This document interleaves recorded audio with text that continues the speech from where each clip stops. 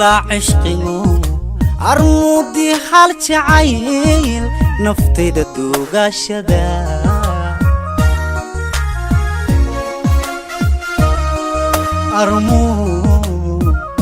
idila cishqigu armudi hal jacayl naftayda duugashada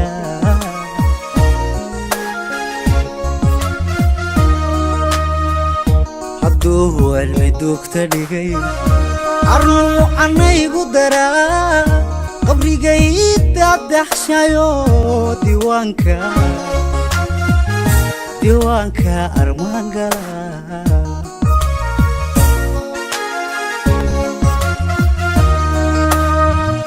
hadduu cilmi duugta dhigay arnu anaygu daraa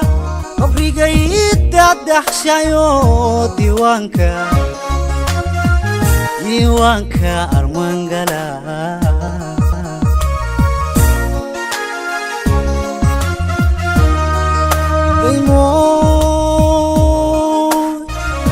daymoy anigoo ku jecel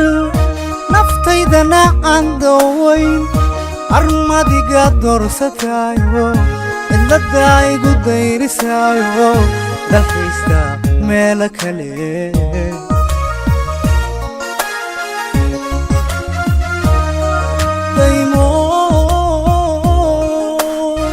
daymoy anigoo ku jecel naftaydana aan dawayn armadiga doorsataa cidlada igu dayrisaayo dalkaysta meelo kale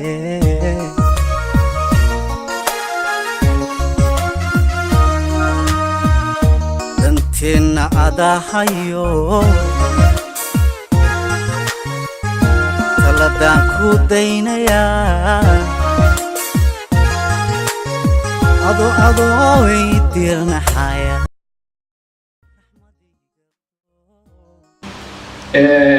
soolja waxaana ay taasi tahay mid faa'iidooyin badan u leh suxufiyiinta iyo weliba dadka deegaanka ah isdhexgalkooda bulshada iyo in ay yihiin indhihii iyo dhegihii dadka wax u gudbinayay inay maanta iyaga la faahantooda halkan ay isugu yimaadaan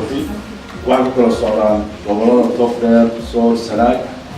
weli waxaa kasii kala socdaan oodweyne caydhabo baran garadag celifweyn ay usii kala qaybsamaan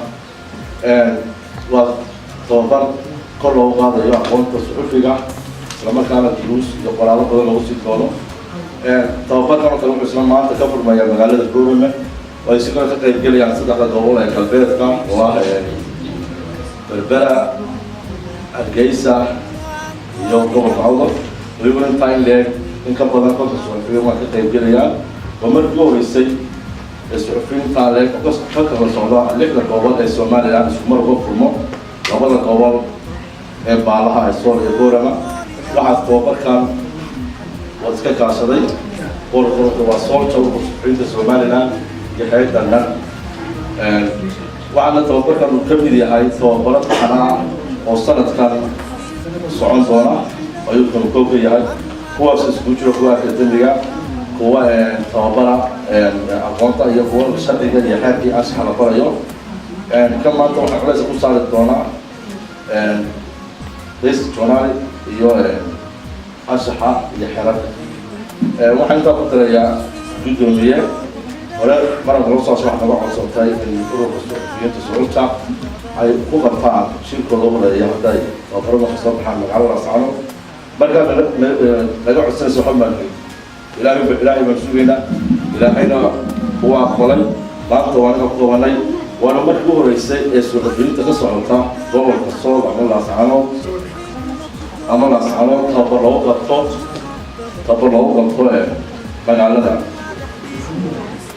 magaalada laascano ee xarunta gobolka sool waxaan jecelahay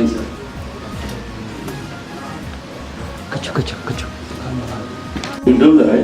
ayaanu soo galay markaa waxaan jecelahay in muddada la joogo lagu kala qaato wax badan laakiin ay noqoto muhiimada u soconaa in dadku isdhex galo suxufiyiintan weligeeda markii hore isugu yimaado gobolada seekano weliba gobolka sool aan weli lagu garan wax saxaafada ay noqoto soolja hoggaankeeda cusuli weli markii u horeysay ku qabto magaalada ascaanood waxaa gobolka togdheer waana noo guuriya farxad markaa kunti meelaha kusoo dhaweyd waxaan rajeynayaa dhammaanba maalmaha la joogo in wax badan ugu kala fadala waxaan halkan kula kulmay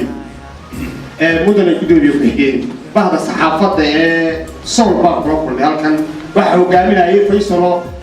dee in badan wada shaqaynayseen oo malaalodina way iga daaweyntiin adiga faysalbeed waxay ii soo gudbiyeen qoraal macquul ah ayay ii soo gudbiyeen anna qoraalkii ay ii soo gudbiyeen idinkaan soo hordhigay waxaan aad idinka mahadnaqayaa sida ay iga aqbasheen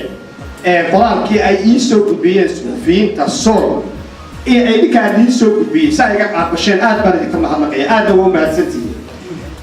waxaa aan warbixin idinka siinayaa gobolka mudane kayse gobolka sool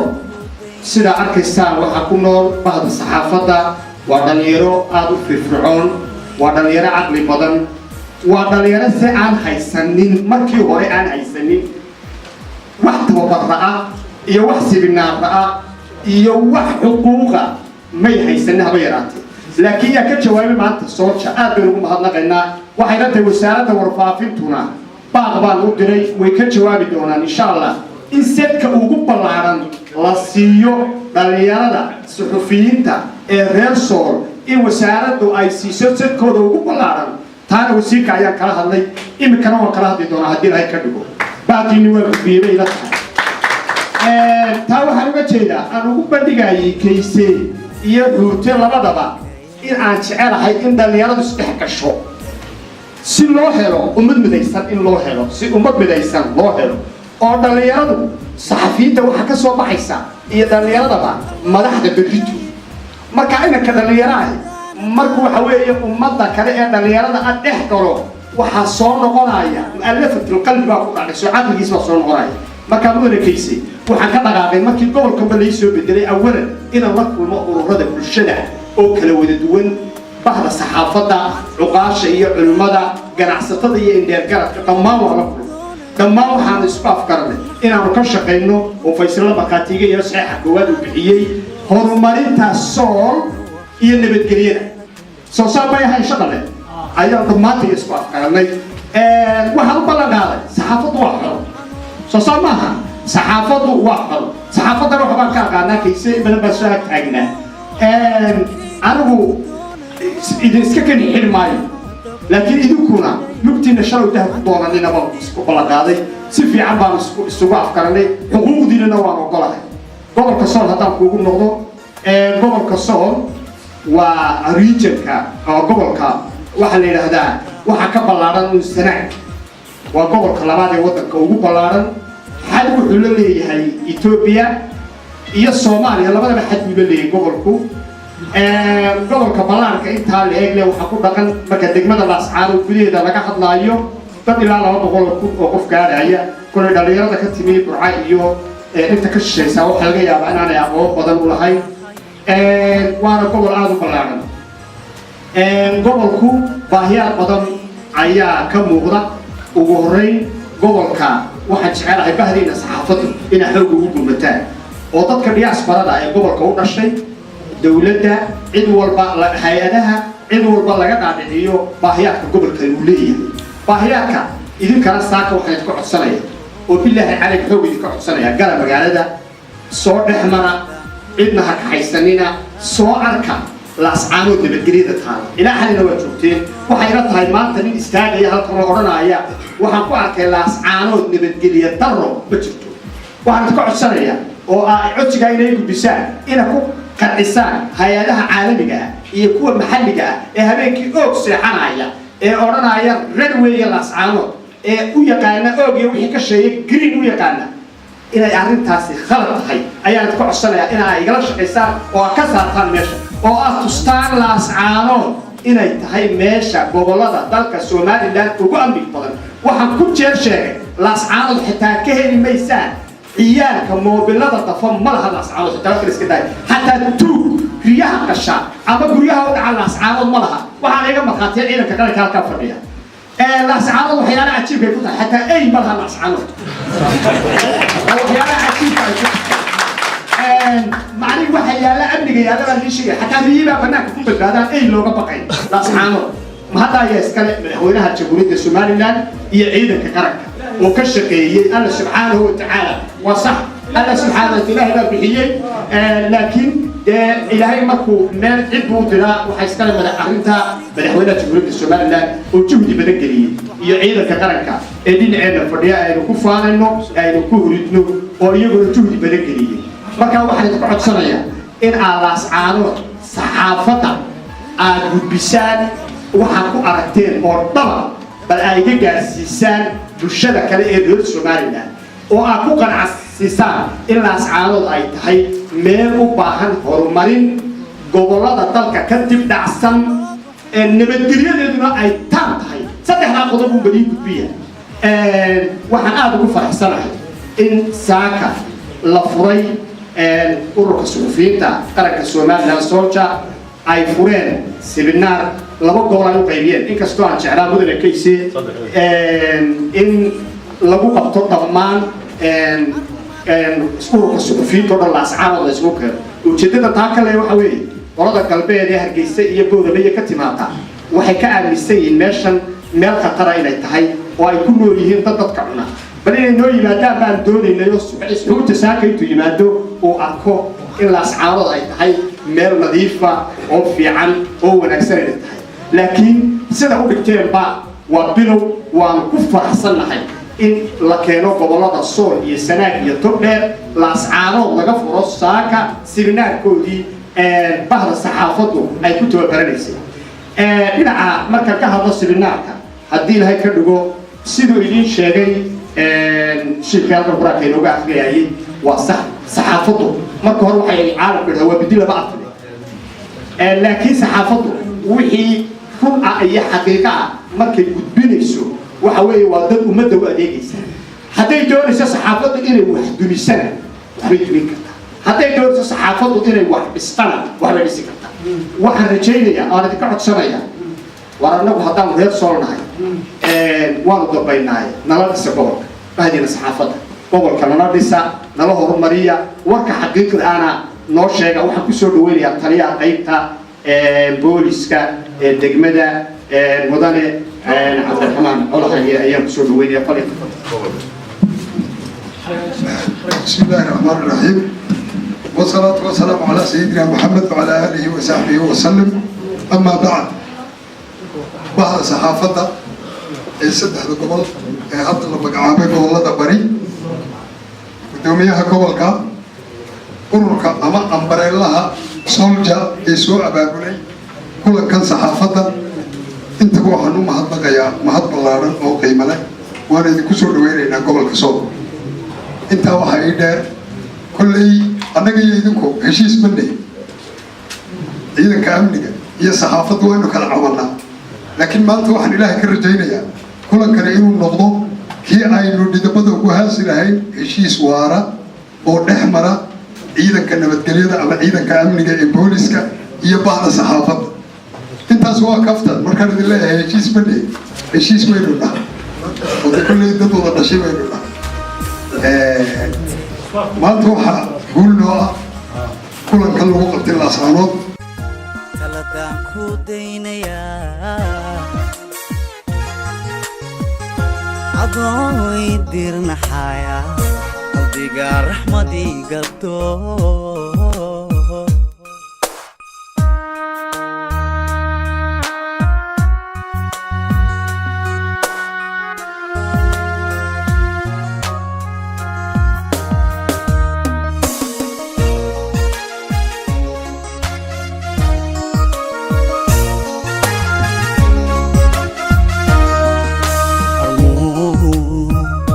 dogigu noqda inaan dooriga mudnayn armay dantu caawisa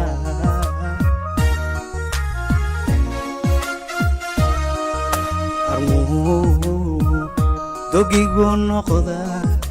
inaan dooriga mudnayn armay dantu caawisa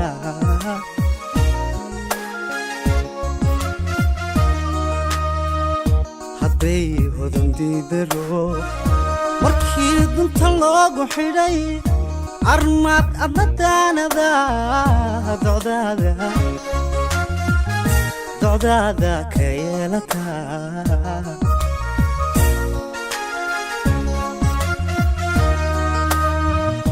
hadday hodan diidaro markii dunta loogu xidhay armad adnadanada docdaada ka yeelata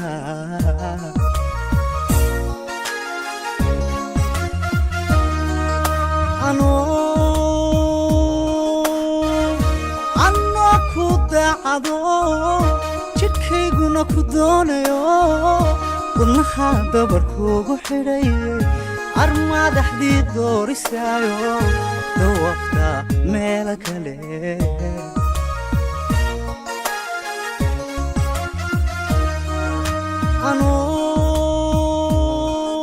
anoo ku daacado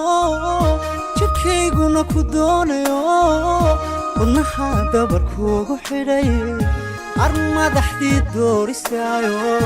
dawafta meelo kale aad waxaa farxad aniga gaaraya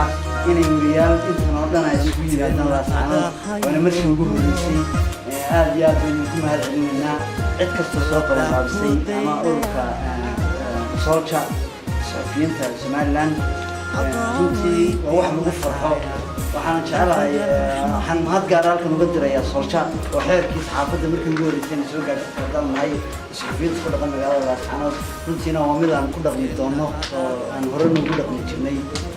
waxaan kaloo aan halkan baab uga dirayaa kulamadan oo kalena in lagu qabto oo hay-adaha kalena loo qabto mid noocan oo kale gobolada dhan isugu yimaadaan laascaanood waana mahadsanti anigoo ku hadlaya magaca saxafiyiinta gobolka Sanaag ee ururka soolja waxaan si weyn uga mahad celinaynaa ururka soolja aan ka tirsannahay tababarkan ay noo qabteen aynu kaga faa'iidaysanay labada casho iyo aqoonteena si waxaan codsanayaa inay noo sii kordhiyaan waxaan aad ugu mahadnaqayaa warbaahinta iyo bulshada deegaanka Soolo ee sida si fiican inoo marti qaaday ee muddada aynu joognay ixtiraamka iyo walaaltinimada inoo muujisay waxaan rajaynayaa in isdhexgalkeena muftax noqdo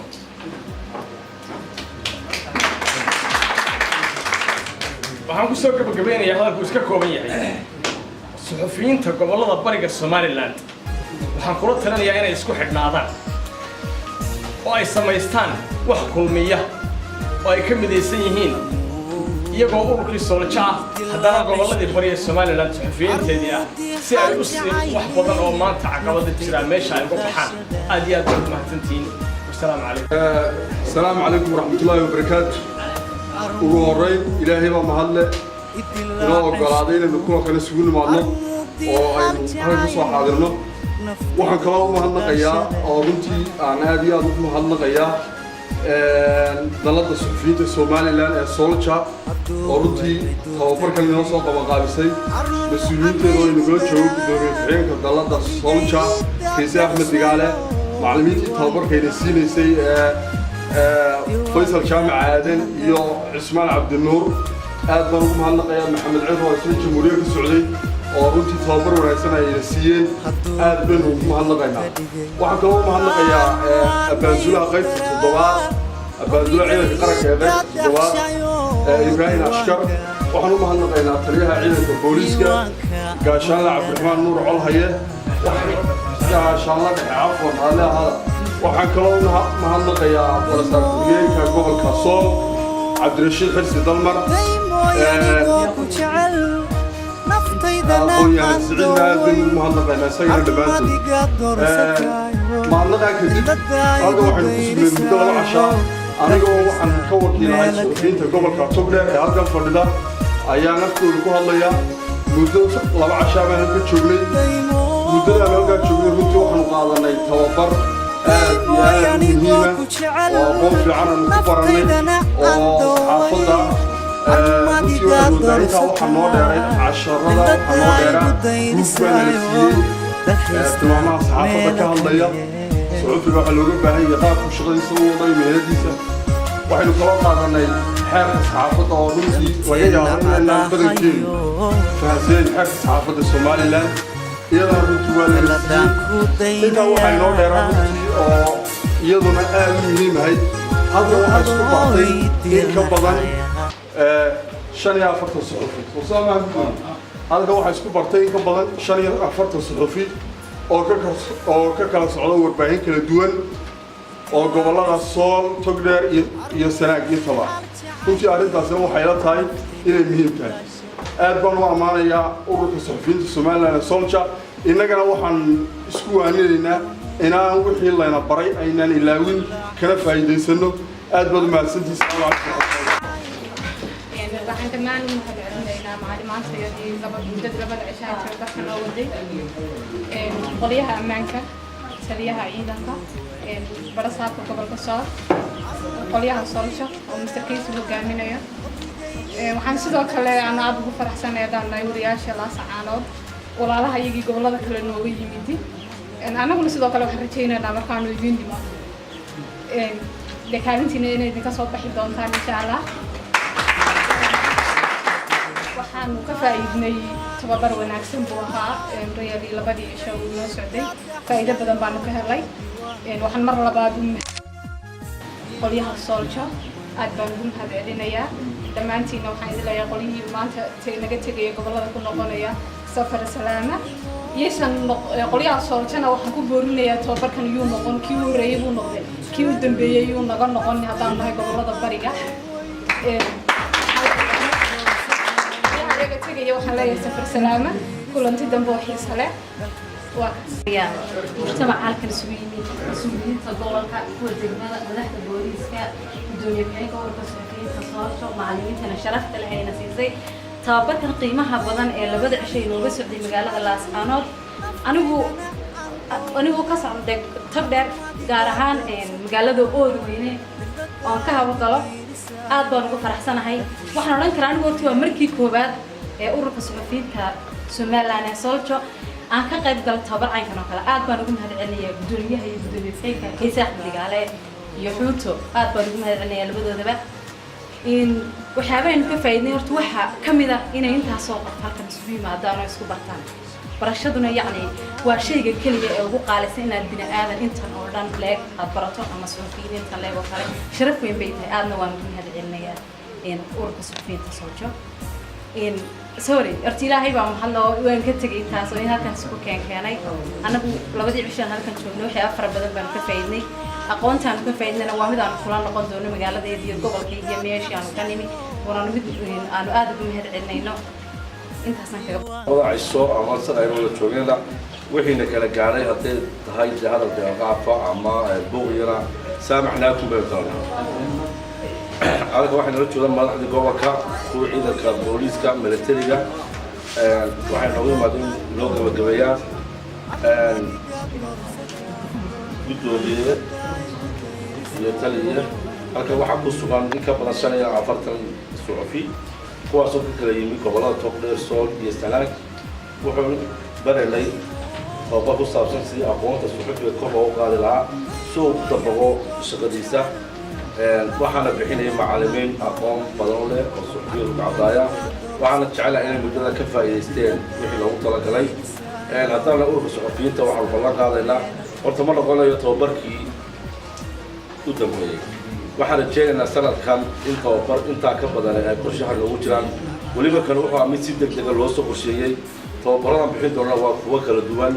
waxaa ku jiri doona kuwa akademiya oo jaamacadda laga bixin doono oo 3 sano soconaya oo la bari doono xeelka anshaxa iyo aqoonta suxufiga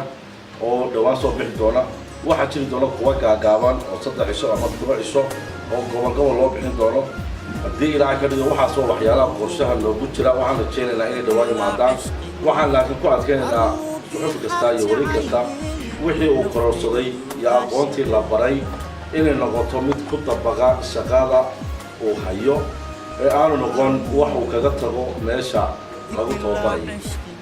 kuwii ka muuqan waaya imanka waxaa laga yaabaa 45 in isku yimaadeen kol baan ugu sii kala saarayna intii aan aragno inay ka faa'iidaysteen shaqadoodii ku dabaqeen ay ka muuqato ayaan usii kordhinaynaa kii iska yimid iska soo fadhiistay isagoo aan ka faa'iidaysan waxna aan u kordhina tababar yeelmeen waxaan ku daraymaan marka nin walba ku dadaalo sidii uu aqoonta la baray uu ku dabaqi lahaa shaqadiisa waxaan anaga shaqadayadu tahay inaanu difaacno ilaalino xuquuqda iyo xaqa suxufigu leeyahay isla markaana aan kor u qaadno aqoonta iyo tayada suxufiga waxaana doonaynaa suxufigu meel kasta uu joogo hadduu gobol joogo hadduu degmo joogo inaanu bartiisa u geyno wixii aan kolba tababar u soo helno wixii aan u soo helno waxaa kaloo iminka jira waa la idin sheegay sanduuq la samaynayo sanduuqa waxaa wada samaynaya dowladda ayaa lacagta ku shubaysa deeqbixiyaasha iyo ganacsatada waxaana dabada ka wada hay-adaha saxaafadda taageera sanduuqa waxaa la doonayaa in lagu taageero oo wax loogu qabto suxufiga marka dhibaata gaadho markuu xanuunsado marka la xidho in lagu daryeelo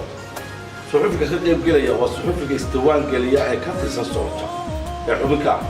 tababarka waxaa ka qaybgelaya wixii isdiwaan geliya ee ka tirsan ururka soolja iminka waa tababarka koowaad waan soo qaadana foorkii iyo wixii waxay doonayaan dadka saxaafadda caawiya in qof kasta oo suxufiya uu lahaado kaar inuu caddaynaya inuu ururkaa ka tirsan yahay in qof kasta oo suxufiya la helo CV-giisa hadduu wax soo bartay tababarka u qaatay si looga eego CV-giisaas ninkaasu tababarka u baahan waa noceen tababarkii lookalka ay hoose u soo qaatay mid wax u baahan yahay mid dibadeed u baahan yahay mid markaa qof walba suxufiga waa inuu sii diyaariyaa CV-giisa iyo inta tababara u qaatay dabeedna waa la faylgaraynayaa computerkaa la gelinayaa marka tababaradu soo baxaan halkaasaa laga eegayaa kii in badan qaatay falawaab u baahan kii u baahan in kor loo soo qaado kii u baahan in la beskareeyo iminka lama garan waa loo yeerayaa suxufiga ma aha kia maanta lagu siiyey in berito lagu socodiyo markaa nin walba waxaa ku adkeynaya suxufi kasta inuu CV-giisa diyaarsado foom baan soo gudbinaynaa inuu foomkaa buuxiyo dabeedna wuxuu xaq u leeyahay inuu tababar qaato inuu sanduuqa haddii dhibaata gaadho ka mid noqdo in haddii cid dibad loo dirayo uu nasiibkiisa qaato in haddii shirweyne la qabanayo intaa diwaan gashan ee ururka bixiya xeer kale waxaa ku jira xaqa waxaa suxufigu leeyahay iyo xaq wax loogu leeyahay labadaba waa inu karta ururka wuxuu qaadayaa oo ku jirta ninka markuu isdiwaan geliyo bishiiba 20 kun oo lacag waa $3 wata la ururinayo ee sanduuqa lagu shubayo ee hadhow la doonayo in suxufiga wax lagu qabto marka aad iyo aad baan idinka mahadnaqayaa sidii wanaagsan aad soo xaadirteen sida casharada qaadateen waxaana jecelahay inaad noqotaan kuwii mustaqbal fiican gaara kuwii shaqadooda ka soo baxa kuwii horumar iyo magac iyo masab saraba ka hela shaqada ay hayaan السلام عليكم ورحمة الله. كلمة بانسي أنا كنت رسنايا. waxaanu wada joognay waa 2 cisho 2 cishona may ahayn wala wax faa'iido aad u weyn lagu dhaxli karo waayo tababarkan oo kale wuxuu u baahnaa ugu yaraan 7 maalmood in ay qaadato oo basic-ga uu deegsmo waayo dhulkii ugu muhiimsanaa wali lama taaban insha Allah waa la gaari doonaa waqtiga ka dambeeya rag badan oo way fadhiyaan oo iyagu khubaro ah oo saxaafadda aad u yaqaanay laftigooda waa joogeen oo ahaa in ay iyagu helaan advice oo ay halka basic haatan ka yimaadeen marka dhammaan wax lagu gudbi doono insha Allah bay noqon doonaan oo la helo marka qofka la helo tan groupka aynu sameeynayna insha Allah wax badan buu inoo sahli doonaa oo dadku heerka ay kala joogaan iyo sida ay kala yihiin inaynu laftigeenu isbaranana oo taa iska baranana iyadana weynoo saamaxaysa waxaan ku soo dhaweynayaa taliyaha qaybta booliska gobolka Sool oo in badan dadka ay saxaafadda isku xidhmaan aha waa ragga ay madaxa isla galaan haddana wadadka wax aad u jecel yahay inta badan saxaafadda inuu leeyahay hase yeeshee la isma gafo dilaa cishqigu armudi hal jacayl naftayda duugashada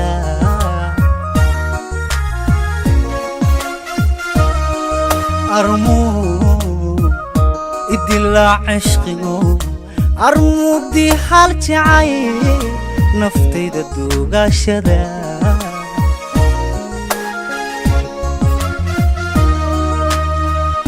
hadduu cilmi duugta dhigay arnu anaygu daraa qabrigayda daxshayo diiwaanka armaan gala